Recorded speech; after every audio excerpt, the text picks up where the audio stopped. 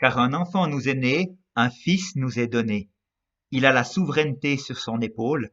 On l'appelle conseiller étonnant, Dieu héros, Père éternel, Prince de paix.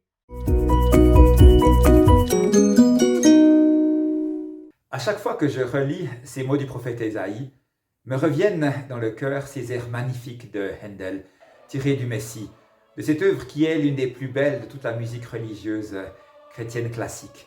Mais connaissez-vous l'origine de la composition de cette œuvre magnifique? Nous sommes en 1746 à Londres. Le grand compositeur d'origine allemande, qui passera avec bonheur la seconde partie de sa vie à Londres, se remet d'une terrible crise d'apoplexie qu'il a terrassée il y a 4 ans en arrière. C'est un homme fini. Il ne peut plus composer. Il est à bout. Et ce jour-là, au retour d'une balade, d'une promenade, il trouve dans sa boîte aux lettres un livret déposé là par un ami, lui demandant de créer un oratorio à la base de ses textes de la Bible. Un oratorio, c'est une mise en musique avec un orchestre, des solistes et un chœur, mais sans beaucoup de costumes d'un texte de la Bible.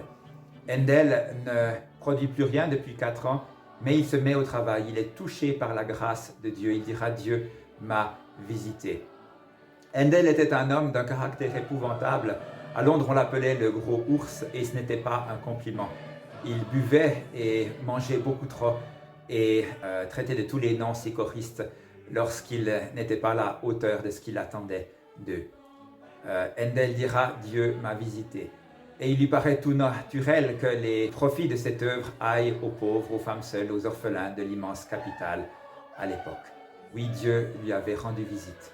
S'il a pu le faire avec Handel, à combien plus forte raison peut-il aussi le faire avec chacune et chacun de nous, nous qui n'avons pas son talent de composition musicale, mais certainement pas pire caractère que lui.